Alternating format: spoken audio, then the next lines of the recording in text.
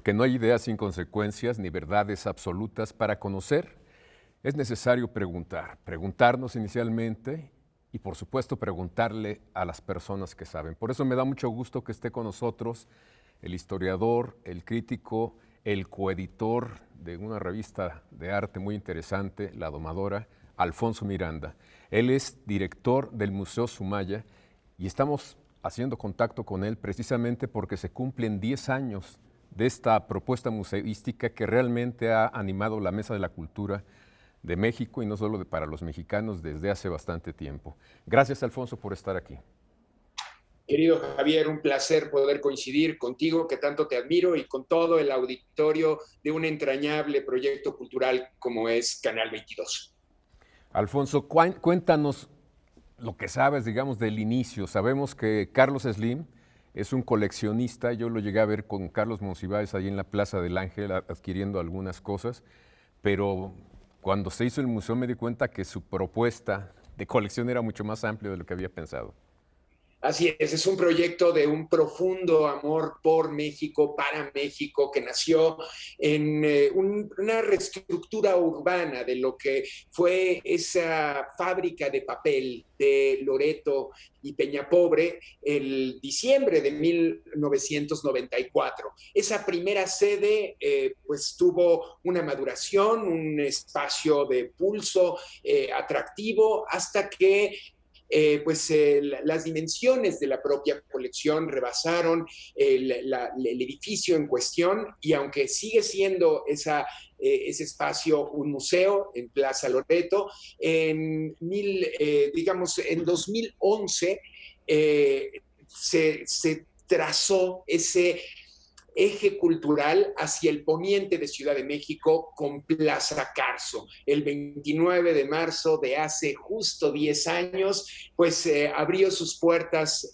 365 días hasta que la pandemia por SARS-CoV-2 nos limitó la entrada, pero hasta este momento hemos recibido en 10 años 13 millones de visitantes en esta sede de Plaza Carso. Y bueno, en 2018 se completa este eje con la Casa Museo Guillermo Tobar de Teresa en el corazón de la colonia Roma, allá en la calle de Valladolid 52. Esa es una característica también de Carlos Slim, que es recuperar cosas que no eran precisamente de su colección, como hablas bien del caso de Guillermo Tobar, la casa donde habitó, sus pertenencias, sus libros, los muebles también, forman parte ahora de esta gran colección. Hay otra casa que tenía Guillermo Tobar en Zacatecas. ¿Formará parte también de esta propuesta cultural? Forma parte del acervo del patrimonio cultural tangible mueble de Fundación Carlos Slim, y estamos viendo y analizando cuál será el rumbo de ese espacio tan entrañable en una ciudad también pues que fue motivo de reflexión profunda por parte de Guillermo Tobar de Teresa, y por supuesto de nuestro primer secretario de Cultura, Rafael Tobar, y de Teresa, su hermano mayor. ¿Preparan algo para estos días, para marcar estos 10 años de trabajo constante, con mucho ánimo, con propuestas muy interesantes? Creo que es la segunda colección más grande que se tienen ay, se me fue el nombre del El escultor. escultor francés de Rodin. De Sí, Rodin. sí, Javier. Es la segunda más grande, ¿verdad? Después de la del Es la Museo más Rodin. grande fuera de Francia, digamos, porque también el Museo Rodin tiene dos sedes, una en París y otro en la ciudad de Meudon, muy cerca de Versalles, pero realmente en conjunto, en exposición, por la variedad de materiales, además muy estudiado. Acabamos con el Comité Rodin de revisitar toda la colección, los mármoles, los yesos, la terracota, la pasta de vidrio, y pues es la colección más grande fuera del país que le dio casa a Rodin, Francia, y que se puede visitar gratuitamente en México desde la sala Julián y Linda Slim, a 45 metros sobre el nivel de la calle. Pues son 6,000 metros cuadrados libres de columnas. Es el sueño de cualquier museo, porque pues se permite rodear, se permite tener esa experiencia por ese domo que permite la entrada de luz natural, y conforme van pasando las horas del día, pues van adquiriendo matices, sin duda. Pero bueno, para contestarte sobre esta primera década de trabajo, pues de un conjunto de equipos transdisciplinarios, hemos presentado la revista de Museo Sumaya, que se puede consultar sin costo en museosumaya.org. Bueno, estará dedicada a la construcción, es decir, cómo esas 28 columnas de acero, prácticamente de manera artesanal, con ingeniería mexicana, le dan esa torsión a un edificio asimétrico de reto de ingeniería sin parangón. También vamos a tener un conversatorio para la Noche de Museos. El último miércoles de cada mes tenemos este esfuerzo con la Secretaría de Cultura y también hemos dispuesto para el aniversario y en esta coyuntura también distópica por la pandemia, el catálogo en línea de Museo Sumaya también en la página web en museosumaya.org. Eso nos permite navegar por las colecciones, 30 siglos de arte en México que se comparten gratuitamente y que cuando decimos arte para todas, para todos, nos estamos refiriendo a los más amplios públicos, los que pueden asistir físicamente y tener esta experiencia con obras de los antiguos maestros europeos, de la talla del Greco, de Zurbarán, de Murillo, de Cranach, pero también en diálogo con nuestros artistas, como Cristóbal de Villalpando, Miguel Cabrera o Diego Rivera o David Alfaro Siqueiros. Ese paseo por los siglos, tener la oportunidad de ver arte que difícilmente vemos en nuestra realidad latinoamericana. Y por supuesto, ahora desde el espacio virtual, pues hemos reforzado con la publicación diaria de recorridos virtuales, análisis de piezas, el hecho de poder estar ese pulso detrás de cámaras o detrás de escena con el Laboratorio de Conservación de Fundación Carlos Slim, y a partir de ahí descubrir arte, historia, ese entramado crítico por los siglos y por nuestras identidades. Así es. Toda colección se hace a partir de un gusto, el gusto del coleccionista, el que empieza. Sin embargo, Carlos Slim siempre peloteaba, digamos, con varios coleccionistas, con varias personas interesadas en el arte, en los objetos antiguos, como era el propio Guillermo Tovar, Ernesto de la Peña, también en el área de libros, y Carlos Monsiváis. ¿Este esquema se mantiene, digamos, para seguir adquiriendo obra para los museos? Sin duda, desde el inicio de la colección hubo siempre esta sensibilidad por el matrimonio del ingeniero Carlos Slim Elú y de su esposa, la señora Sumaya Domit de Slim, en pues admirar la belleza, pero no para atesorarla, sino para compartirla, para generar conocimiento. Y hubo siempre presencias que siguen estando de manera nodal, dándole cuerpo, característica, estudio a las colecciones. La mayoría de las veces se ha adquirido una a una, aunque es cierto que hubo el rescate, por ejemplo, de la colección de monedas de Licio Lagos o la colección de medallas del Segundo Imperio Mexicano y también monedas de Floyd Ganassi, o pues ciertas, digamos, entramados que tienen que ver con el arte virreinal y el arte del siglo XIX, como lo es el patrimonio de Guillermo Tovar de Teresa.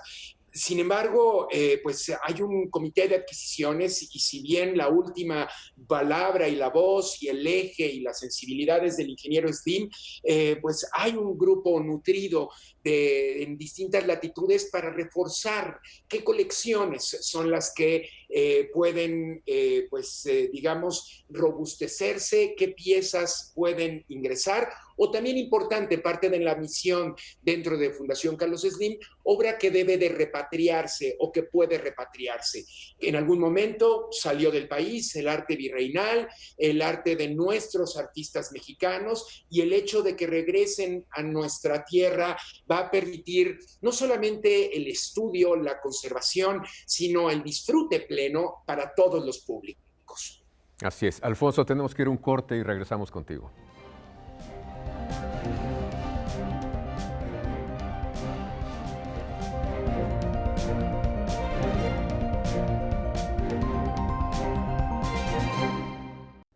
Les recuerdo que está con nosotros el historiador Alfonso Miranda, que es director del Museo Sumaya.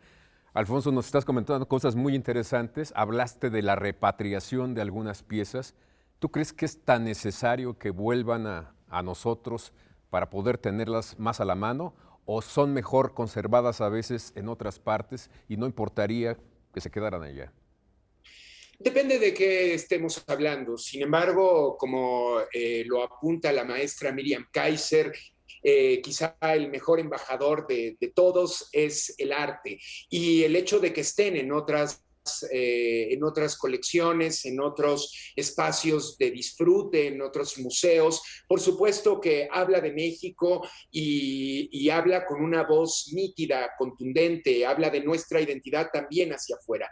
El tema es cuando estas colecciones no son públicas y entonces, pues si se tienen pues con esta puntual conservación, pero que nadie puede verlas, que no se pueden investigar, pues ahí el hecho de que puedan estar en nuestro país y se permita ese estudio sistemático que complete discursos, también es un punto pues importante para que el conocimiento se reafirme y en esta era del conocimiento libre, pues tenga una potencia y un efecto y una onda de choque absolutamente positiva.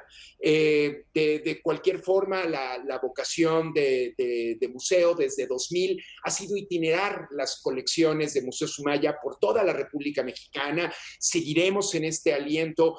Ahora tenemos un proyecto en puerta también en el marco de los 10 años de la sede de Museo Sumaya en Plaza Carso, de establecer una nueva lógica y orden de entendimiento hacia el arte virreinal, una exposición tripartita entre el Museo Nacional de Arte, el Museo Nacional de Historia, el Castillo de Chapultepec y Museo Sumaya. Eso nos permite también establecer lecturas a partir de una coyuntura de crear memoria con nuestro pasado virreinal. Estos 5 siglos del proceso de conquista, 5 siglos del nacimiento de Ciudad de México, por supuesto que nos arrojan a heridas que a veces no se han sanado y necesitamos en estos momentos de reconciliación. De ahí que también en este marco de los 10 años de Museo Sumaya en Plaza Carso, en la sala quinta del museo, presentamos 20 siglos de arte en México, herencias culturales que tienen que ver con la matria, como decía Luis González y González, más que con la patria, con esta sensibilidad de la tierra, del arraigo, de entender nuestras raíces plurales, reconocernos en ellas y sumarnos puntualmente y polifónicamente en el contexto del México del siglo XXI. Comentas cosas muy interesantes. Una, por ejemplo, que el concepto de museo se ha estado modificando y la pandemia lo ha empujado más todavía al hablar, por ejemplo, del museo itinerante, el llevar las colecciones a otras partes. Son de un museo, sí, o pueden ser de varios, pero ya no están atadas a un lugar. Así es. De hecho, pues quizá el siglo XXI, no es que estemos viviendo una época donde están pasando muchas cosas, más bien hay un cambio de paradigma.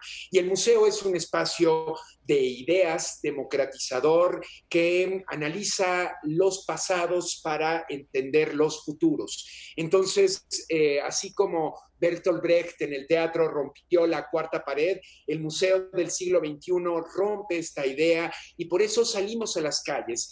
Desde el hecho de tener un proyecto de Fundación Carlos Slim en las colonias Pensil, que son los vecinos naturales de estas 13 colonias adyacentes a Nueva Granada, a Polanco, y poder trabajar con las comunidades, poder trabajar proyectos culturales con niños, con jóvenes, por ejemplo, a través de una de las colecciones también de Museo Sumaya, como lo es la de Gibran Khalil Gibran, este escritor, pensador universal que nació en Líbano, pero creó un puente de comunicación entre Oriente y Occidente, hablar de la identidad, hablar del autorretrato, de cómo nos fuimos conformando para ser quienes somos. Y eso, pues el único pulso es salir a las calles. No basta que el museo tenga un acceso libre, que la entrada sea gratuita, hay que salir y formar comunidad.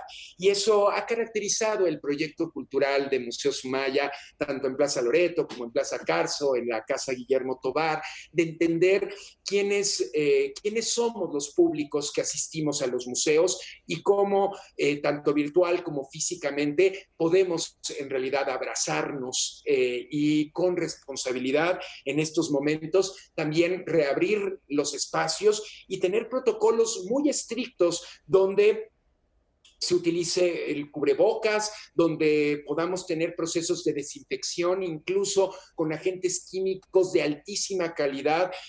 Tenemos nebulizaciones en frío con dióxido de titanio y nanopartículas de extractos cítricos que nos permiten crear un espacio de menor riesgo de contagio, un espacio seguro para el disfrute de todas, de todos en ese paseo por los siglos que nos permite los museos Sumaya. Una parte del discurso de los museos que es muy atractiva es que no estamos leyendo la interpretación de un historiador sobre algo que pasó, sino estamos frente a objetos que fueron o tienen un discurso generalmente contundente. No hay vuelta de hoja que un hacha es un hacha y si fue usada en una batalla, pues fue para eso, ¿no? ¿Qué posibilidades tú le ves a ese discurso de objetos? También el Museo del Siglo XXI muestra el valor de la reinterpretación y que la experiencia significativa, aquella que nos da aprendizaje, se vuelve vital. Entonces, no es solamente una mirada al pasado. En un museo con una colección clásica como Museo Sumaya, no es solamente ver el objeto per se, es cómo lo resignificamos. Estamos ante movimientos feministas, estamos ante procesos de decolonialidad, estamos ante democracias participativas y los objetos se miran con la carga simbólica con la cual fueron creadas en el momento y la coyuntura que fueron creadas, pero ante la mirada y los ojos de los públicos del siglo XXI.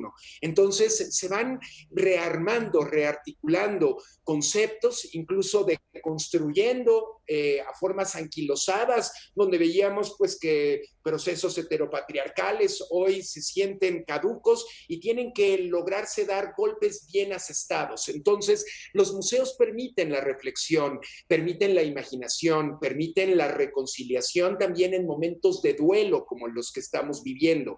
Las pérdidas y que el arte se vuelve como un espejo para nosotros mismos, para nuestros miedos, nuestras fobias, pero también nuestras pasiones. Y el hecho de poder revisitar física o virtualmente Museo Sumaya nos da ese diálogo elocuente con nosotros a partir de nosotros como agentes de la actualidad, de nosotras, de nosotres, si cabe el término, y al mismo tiempo de restablecer esa mirada puntual de qué nos hizo llegar hasta aquí y cómo queremos trazar el futuro. Por eso lo que pensamos, lo que decimos y lo que hacemos nos irá encaminando a fortalecer México. Así es, tenemos que ir a un corte y regresamos a la última parte de esta conversación.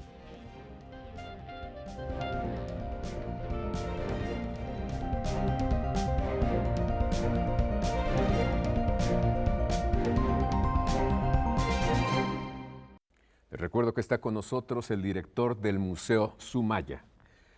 Alfonso, dijiste en la última parte del bloque pasado que podíamos mirar con nuevos ojos viejas historias.